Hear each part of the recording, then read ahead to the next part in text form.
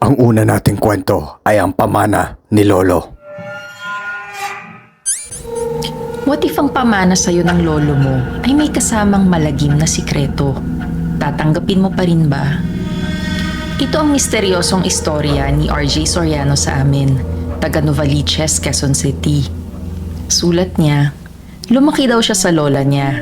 Maaga raw kasing namatay ang mga magulang niya dahil sa aksidente sa SLEX. Kaya ang lola niya ang nagpalaki sa kanya hanggang 6 years old siya.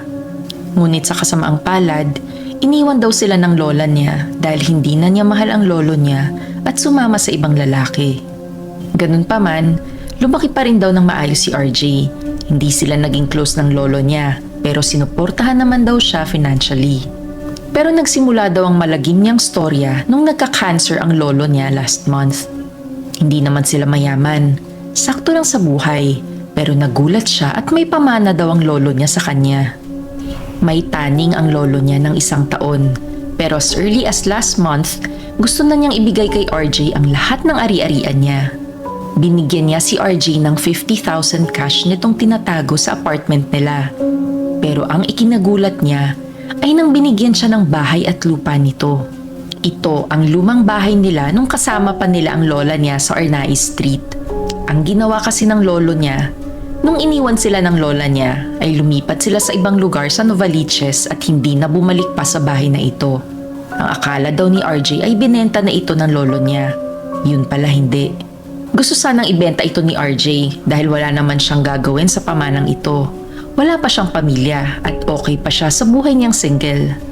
Ano nga naman ang gagawin niya sa napakalaking bahay na ito? Pero bago niya ito ibenta, gusto niya munang itong linisan. Siyempre, para magmukhang maayos at malinis. Ilang araw ring namalagi si RJ sa lumang bahay na ito. Kahit pagod sa paglilinis at pag-aayos, natutuwa siya pag may nakikita siyang lumang gamit niya o di kaya naman mga lumang gamit ng lola niya. Pero sa mga sumunod na araw, tila nagsisibigla si RJ sa pagstay sa lumang bahay na ito. Dahil tuwing gabi, parang may nararamdaman siyang ibang tao na kasama sa bahay. At ang nakakatakot pa rito ay parang may bumubulong na babae sa kanya habang natutulog siya. Naisip ni RJ na baka sa sobrang tagal na walang tumira dito, mga multo na o white lady ang naninirahan. Dagdag pa ni RJ, loko din daw ang lolo niya. Papamana na lang din sa kanya, meron pang multong kasama. Gusto niya sanang pabindisyonan ng bahay. May kaibigan kasi siyang pare na si Pastor Aquino. Kaya tinawagan niya ito. Yun nga lang, matagal pa raw bago ito makabalik ng Maynila.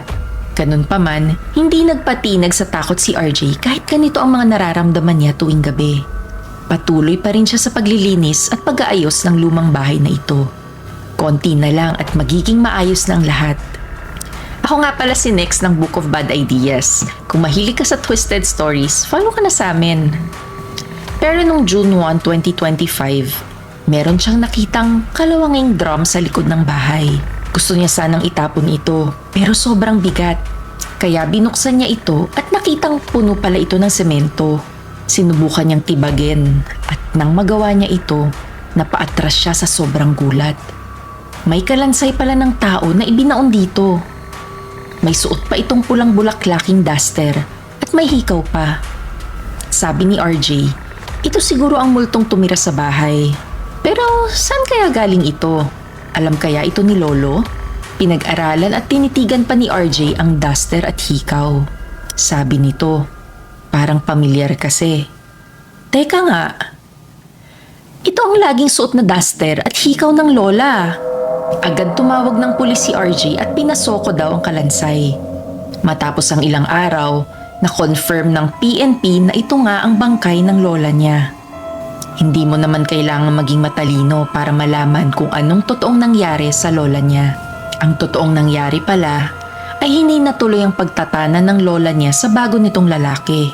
Pinatay pala ito ng lolo niya bago pa ito makaalis. At kahit may sakit pa raw ang lolo niya, hindi matanggap ni RJ ang ginawa nito sa lola niya. Kaya ayun, kahit nasa ospital ang lolo, inaresto pa rin siya ng mga pulis at kinasuhan. At ngayon, siya ay nakakulong. Dagdag pa ni RJ, alam niyo mga buddies, Kala mo minsan, nakalusot ka na sa kalokohan mo. Pero gagawa at gagawa ng paraan ng Diyos para mahuli ka. Kahit na bilang na lamang ang araw ng buhay mo.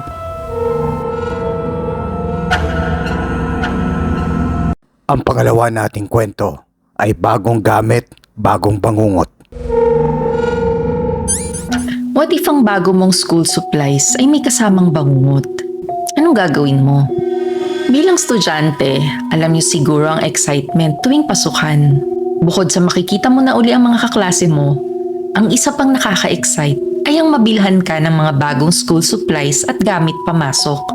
Pero minsan, hindi saya ang dala nito, kundi isang malagim na storya. Ito ang sulat ng ating bida na si Lance Aceboche, taga Tatalon, Quezon City. Grade 6 student ng St. Jude Baptist School. Kwento niya sa amin, Ate Nex at Kuya Steve, excited po akong bumalik sa school nung June dahil binilhan ako ng mga bagong gamit sa school. Bagong sapatos, bagong uniform, lahat bago. Pero hindi pala lahat ng bago ay mabuti. Nung June 20 kasi, nagsimula ang mga bangungot ko. Lagi kong napapanaginipan ng isang bata. Suot ang mga bagong gamit ko. Sinusubukan ko itong kunin sa bata pero kapag lumalapit ako sa kanya, may nilalabas itong kutsilyo at bigla akong hihiwain sa braso. Pagkatapos nito, magigising na ako. Parang totoong-totoo talaga ang panaginip na ito. Ramdam ko kasi ang sakit ng hiwa. At alam niyo po kung anong nakakatakot sa bangungot kong ito? Gumigising akong may hiwa na gawa ng bata mula sa panaginip kong ito. Nakakakilabot. Kalaunan ay nakita rin ito ng tatay ko. May 3 hiwa na ako ng mga panahong ito. Dito ko nakuwento kay Tatay James ang paulit-ulit na bangungot ko. Nag-isip si tatay. Nagsimula lang naman ang lahat ng pasukan. Hindi kaya dahil sa mga school supplies daw na nabili niya? Posible kayang dun galing ang multong bata? O di kaya may taglay na sumpa ito? Sagot ko naman kay tatay, hindi ba bago ang lahat ng school supplies na nabili mo? Yan kasi ang sabi mo sa akin pati kay nanay. Hindi sumagot si Tatay James. Ako nga pala si Nix ng Book of Bad Ideas. Kung mahilig ka sa twisted stories, follow ka na sa amin. Sa sumunod na araw, nagpa-albularyo na kami dito sa barangay namin, kay Manang Gia. Magaling daw na albularyo ito at hindi pa ganun katanda. Maladiwata ang ganda. Dala ni tatay ang lahat ng bagong school supplies ko. Nag-orasyon si Manang Gia at dito na niya nakita ang batang multo. Tinaboy niya ito gamit ang kanyang kapangyarihan at dasal. Pero ang masakit para sa akin ay nang sunugin lahat ni Manang Gia ang school supplies ko para hindi na raw ito makabalik. Nang matapos ito, bigla itong sumigaw kay Tatay James. Sabi ni Manang Gia, "Sa susunod, Mang James, huwag ka nang bibili sa ukay. Hindi mo kasi alam kung sino o anong nilalang ang nagmay-ari nito bago mo bilhin. Huwag mo kasing tipirin ang anak mo para lang may pera ka sa kabit mo." Nagulat ako sa sinabi ni Manang Gia. Grabe pala si tatay. Kaya pala ako minulto dahil galing sa ukay ang mga gamit ko. At ang mas nakakagulat dito, kaya pala niya ako tinipid ay dahil may kabit pala ito. Agad ko namang sinumbong si tatay kay nanay. Kaya hanggang ngayon, nag-aaway pa rin sila dahil sa idinulot na kapahamakan ng kalokohan ni tatay.